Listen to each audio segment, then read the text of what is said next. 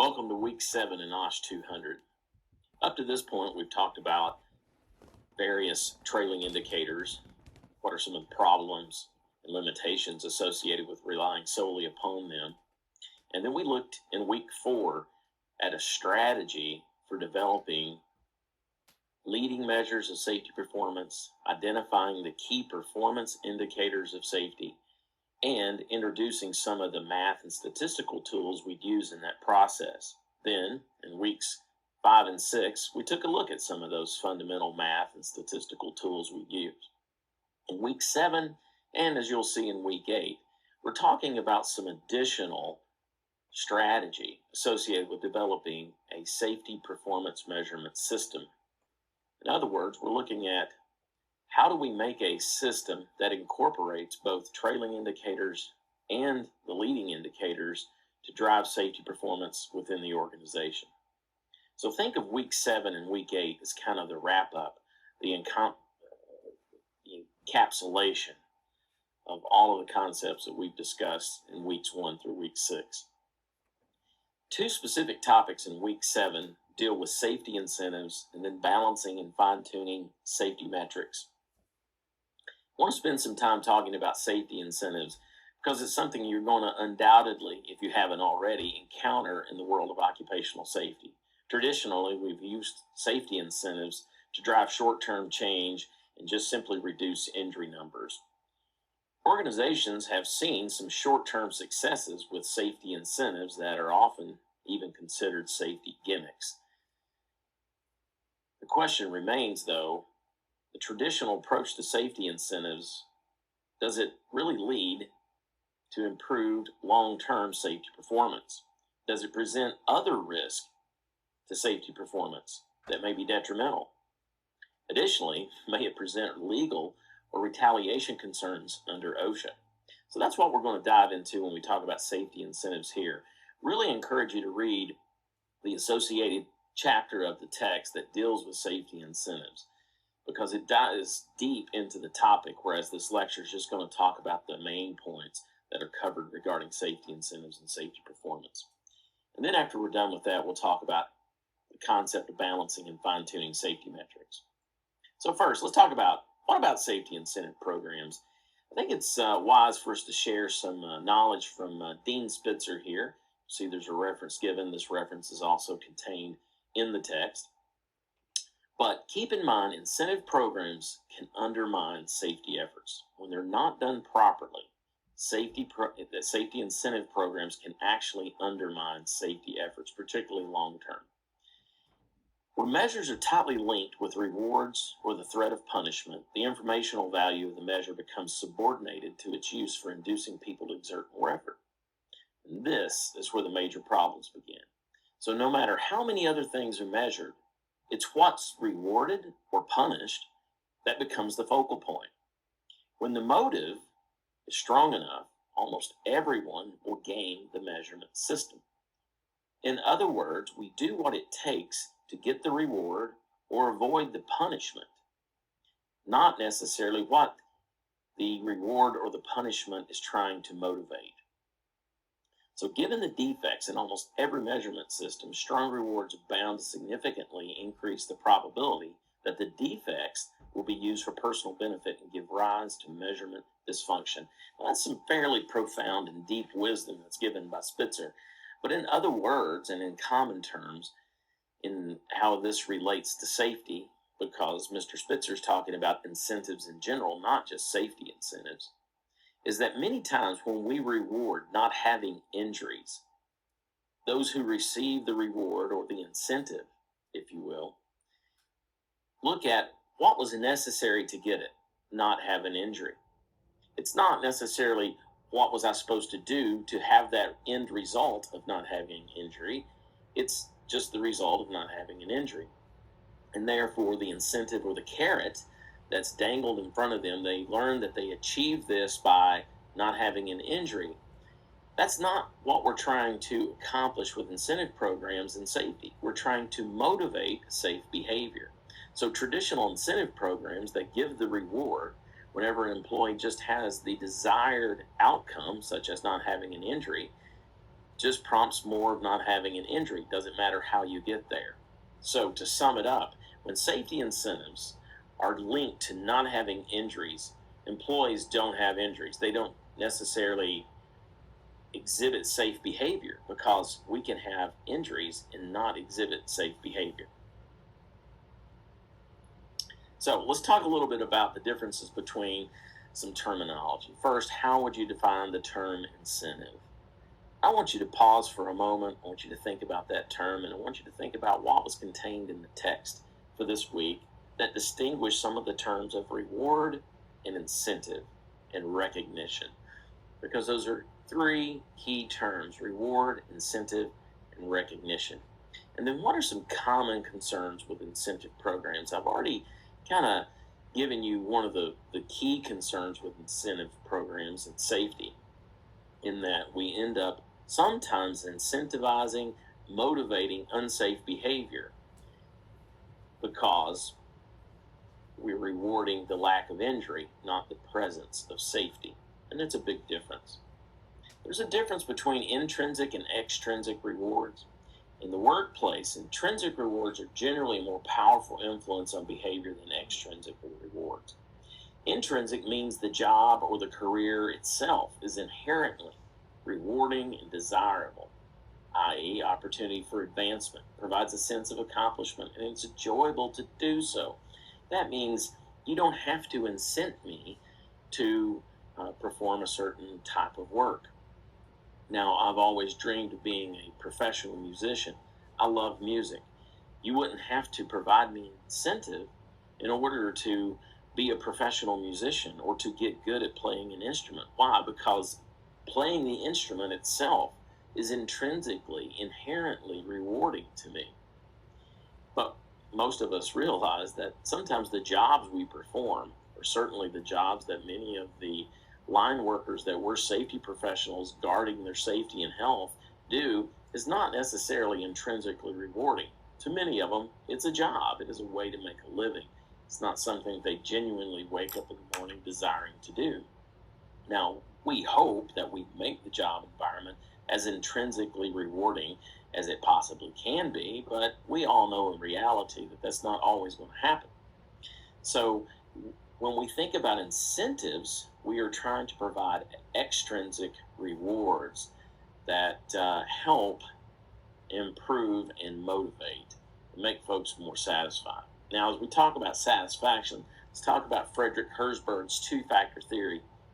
And he talks about this continuum here of dissatisfaction, no dissatisfaction, meaning that those are the two opposites, because many times people think that satisfaction is the opposite of dissatisfaction. But under Herzberg's theory, we know that that's not necessarily true.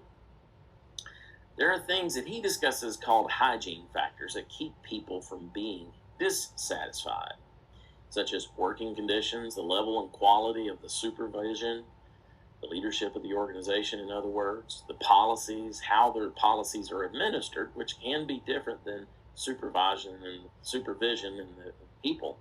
Various interpersonal relationships. We all know that if you work for someone who's hard to get along with, may come across as a tyrant, creates interpersonal friction there that in itself creates dissatisfaction in the job. Job security, the fact that I don't know if I'm going to have a job tomorrow, and then obviously the salary that I make for the effort I put forth. This can lead to dissatisfaction or no dissatisfaction. But keep in mind, these hygiene factors, more intrinsic type issues, do not necessarily motivate. They just keep us from either being dissatisfied or not dissatisfied. Now, I gather that that's kind of using a double negative, and no dissatisfaction. But under Herzberg's continuum, that's probably the best way for us to describe it, because we can also think of having no satisfaction and a continuum of satisfaction. The following factors tend to satisfy and motivate people. The nature of the work. As I said earlier, playing an instrument, that would be my dream, was to be a professional musician, but unfortunately I'm not good enough to do that. Just the nature of the work there would make me satisfied. Sense of achievement. Even in the job that I do now, having a sense of achievement creates satisfaction. Not having achievement does not create dissatisfaction, but it also doesn't create satisfaction. Same goes for recognition. And we all know that when we get recognized for a job well done or a goal that we have met, that plays a role in making us more satisfied with the work. A responsibility, personal growth, and advancement. Keep in mind that both hygiene factors and motivators, and then remember, these are the things that motivate people to do a good job, are necessary for people to be fully motivated. Keep in mind, too, the best incentives are simple. There's lots of research that go behind these generally accepted tenets here. But incentive programs don't have to be expensive. They don't have to become entitlements. And we many times see that, particularly in companies that maybe have had catalogs where employees are rewarded for going a certain period without having injuries by being able to go into a catalog and select certain items that they can order for free. And then when the company stops that, all of a sudden people become angry about it. It's because it's become a sense of entitlement. Or maybe when we tie performance bonuses each year to achieving some safety goal. Now, I use that term loosely here because many times for many organizations that means not having injuries for a certain period of time.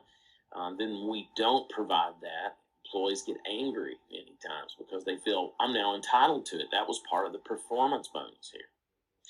Just keep in mind that just feedback itself, is a very powerful influence on behavior. Many times when we give recognition or we give appreciation during feedback, that becomes motivating. It's cheap. It's not entitlement. And it's something that produces a more sense of genuine motivation within people.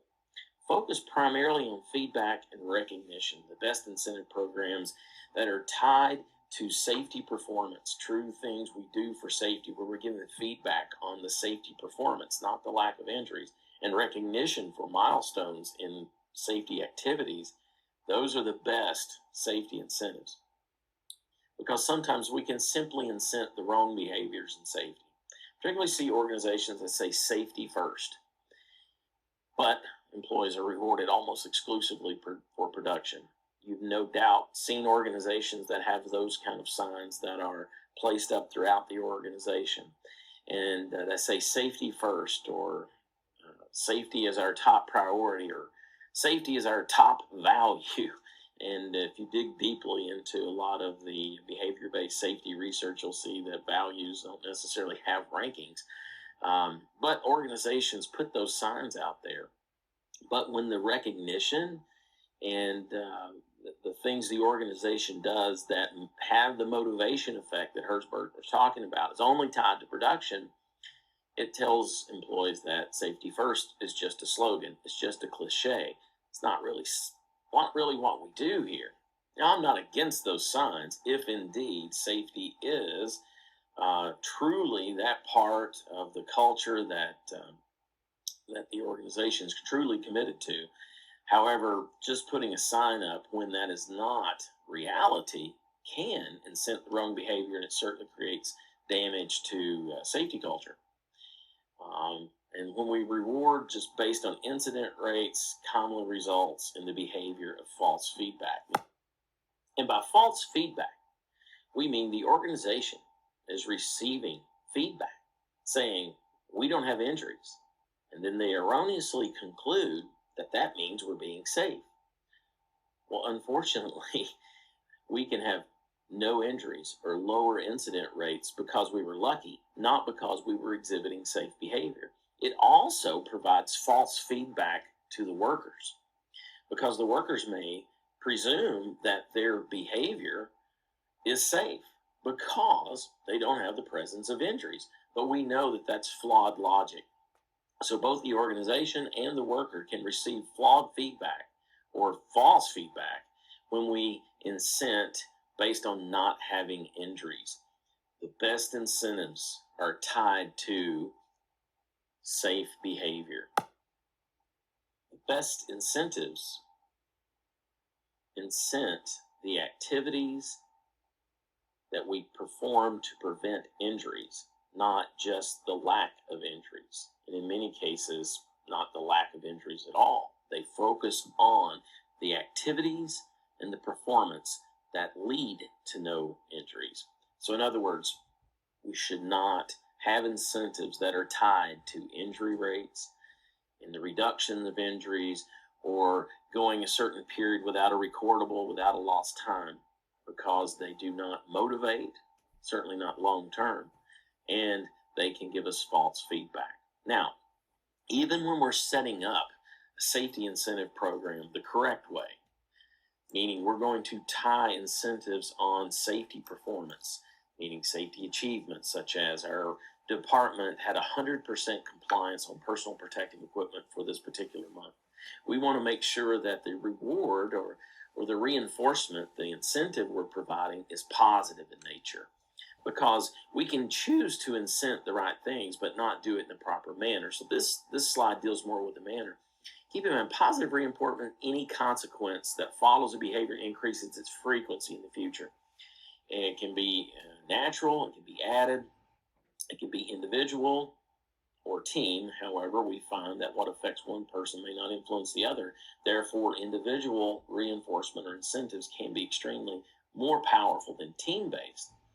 And it's most effective when it's immediate and when it's regular.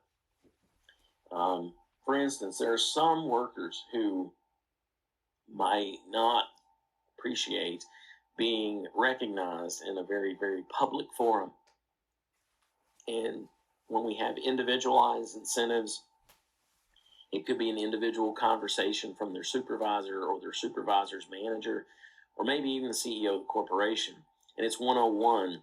Many times that's much more powerful and more positive to that individual. Whereas if they might be embarrassed in a public setting, it might not have the same reinforcement. Now, I'm not saying you shouldn't do public recognition of an individual.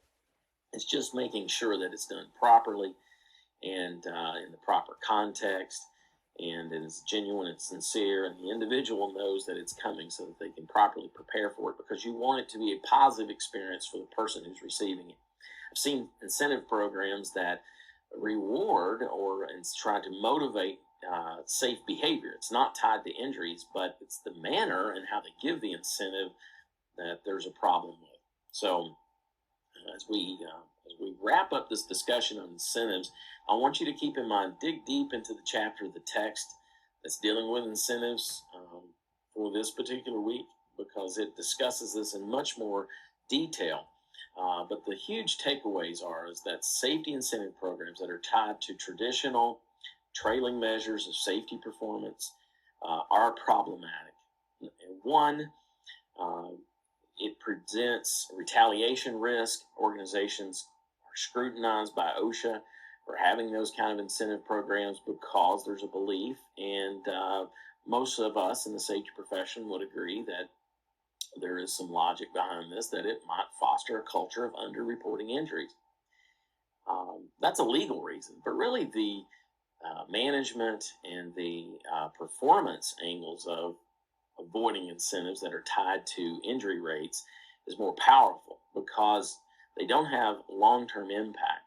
And two, and most importantly, you can end up incenting people for simply being lucky. You can sometimes incentivize risky behavior because the employee thinks, I can keep doing what I was doing. I didn't get hurt. I didn't contribute to the injuries that were reported or that were not reported. I'll just keep doing what I'm doing because we got the result that we wanted. Therefore, we just keep doing it. We'll keep getting the reward or the incentive. So those are the huge takeaways from this part, is that when you set up incentive programs, make sure they are tied to metrics that measure, engage safety activities, things we do to prevent injuries, not the absence of injuries. Shifting gears here now in the second part of this lecture, we're talking about designing safety performance measurement systems and making sure that they're balanced, that we fine-tune and update them regularly, and really we're employing the principles in week 4. The principles that were discussed in week 4, we're talking about this now that we've went through all that, we've developed systems. How do we make sure they're properly balanced? How do we fine-tune them and update them over time? Same tools, the same approach that we discussed in week 4. Now, let's first talk about this issue of balance. And if you've ever tried to explain difficult things to folks, or things that are maybe not very well defined, it is sometimes helpful to describe what something is not in order to demonstrate what something is. And I find that that is true when we talk about balanced safety performance measurement systems. It might be easier for me to tell you what a balanced system is not, or what balanced systems are not, in order to show you what they really are. So keep in mind the next several slides, we're discussing what balanced safety performance measurement systems are not. And then you would know that balanced systems may not all look alike, but they won't maintain or have these characteristics. First of all, balance does not mean 50% lagging indicators, meaning we focus as much attention on injury rates as we do the activities that prevent them. That is not balance. So if your mix is 50-50, and if you read about the case studies in chapter 13 in week 7, you'll find that the brewery case study was more of an 85-15 balance. 85% of the focus was on the activities that prevent injuries, whereas 15% was just on the injury rates. But I can tell you that what worked for them in that brewery won't necessarily work for every other organization. Because we equate the focus on leading measures and analogize it to you driving an automobile and being focused on the windshield or what's out ahead, the leading side, you should focus much more attention on the windshield than you ever would the rear view mirror. So a balanced system might look more like 85-90% focus on leading measures with only a 10-15% on lagging. Now, it might be 95-5 for some organizations, and that's fantastic. But we're somewhere in this range. We're certainly not 50-50. We might think a balanced system just deals with lagging and leading, but that's not true either. Keep in mind that within leading, there are activity measures and then there are outcome measures. Activity meaning where we're measuring the things we do. And if we're talking about behavior-based safety, we can certainly think about doing observations and feedback. If, however, the only thing we do is measure how many observations we do, just the engagement in the activity, or did we give feedback? We're just measuring an activity, and we don't ever keep track of and track improvement of the improvement in safe behavior as a result of that activity, that being the outcome, then we're selling ourselves short. So even within the world of leading measures, or the realm of leading measures, there should be balance between activity and outcome measures. Now, it's much more difficult to say, should this be a 50-50 or a 30-70 or a 90-10 weighing between the two of these, because this could vary greatly between organizations. There are some organizations where it might be a 50-50 split between activity and outcome. Or some organizations, maybe they're more advanced, we focus more on the outcome than the activity.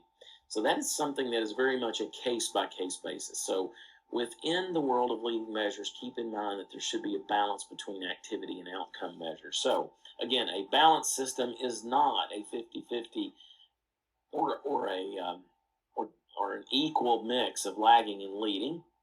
And it's not just thinking of leading measures as being one group. It is a balance even between the activity and outcome of leading measures. It's also not, a balanced system is not just things that focus on the safety professional's responsibilities.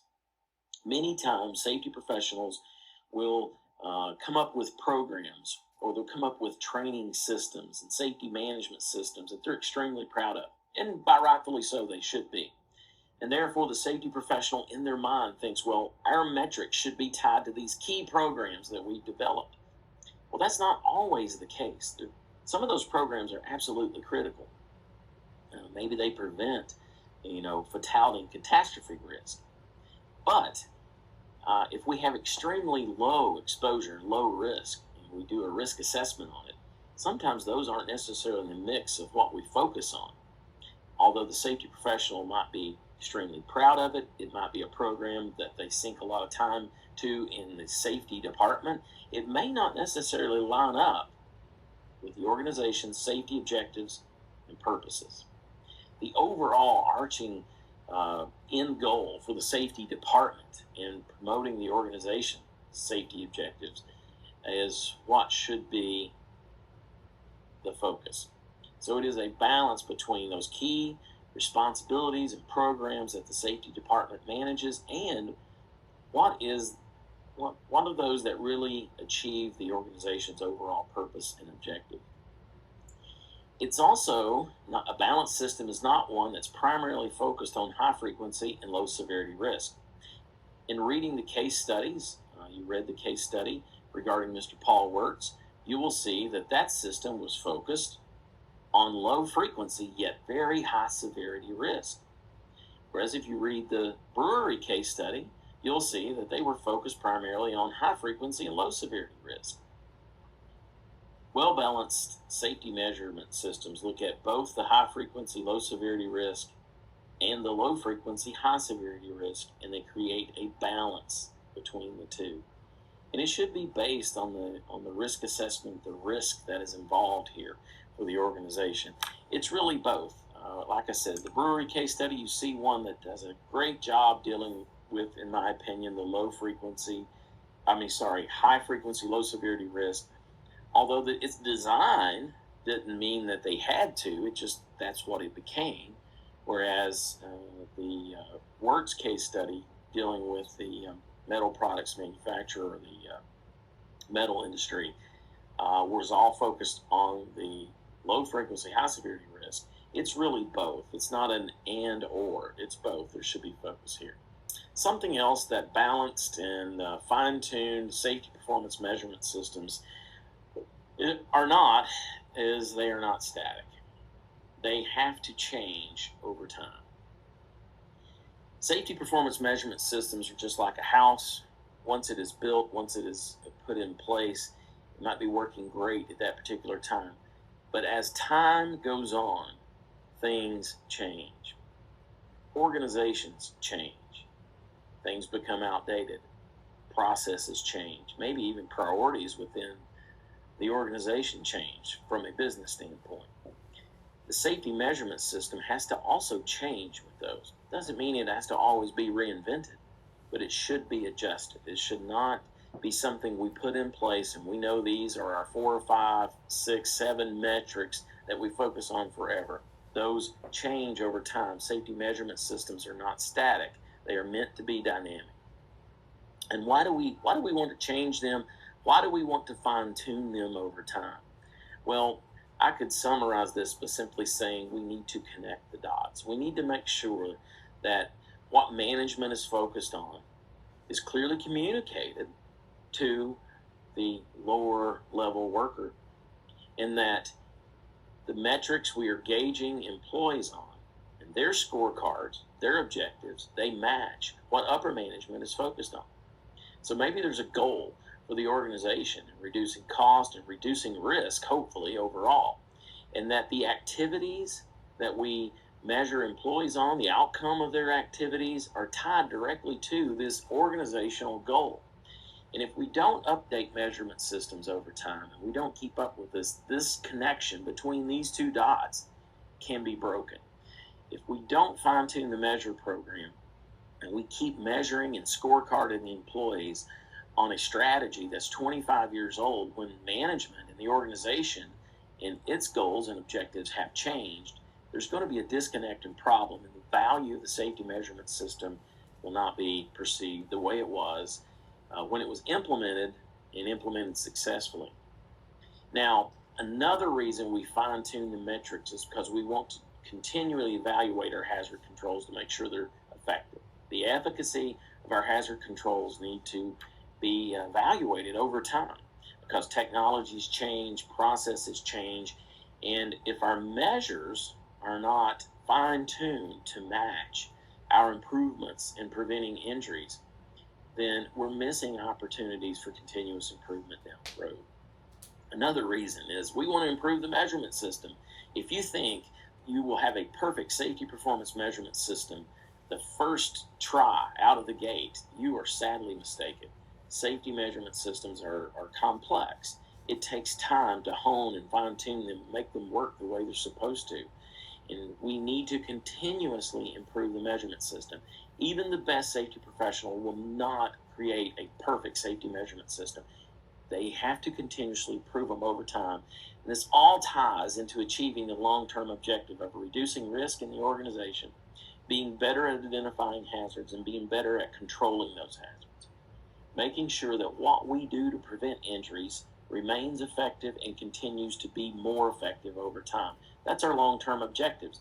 So if we're going to have continual improvement in the ways we identify, control hazards, and reduce risk, our measures have to continuously improve as well. So I hope that sheds some light on incentive programs and also emphasizes the need to update and improve your safety measurement systems over time. I want you to keep in mind that safety incentives should not be tied to injury rates and injury rate reduction. It presents retaliation and OSHA compliance issues. But most importantly, it doesn't drive superior safety performance. It simply drives not having injuries. And employees don't care how they get there, it's just don't have an injury. That's why effective incentive programs focus on incentivizing, rewarding in a positive manner those safety activities that produce change, positive change in safety. We want to make sure we have balanced systems, that we're not just focused 50-50 as much on lagging as we are on leading. We want most of our focus to be on leading measures. Most of the things we pay attention to are leading measures. And then we want to make sure we improve our safety measurement system over time to make sure our measures are properly aligned to the organization and what management and leadership is focused on, and that being consistent or congruent with what employees are measured on. And we also want to make sure that this system continues to improve over time. Hope this is helpful, sheds a little bit of light, provides some perspective on the reading. That was for week 7. Again, focus on the reading, particularly the chapters dealing with the case studies and for the incentives. If you have any questions, don't hesitate to let me know.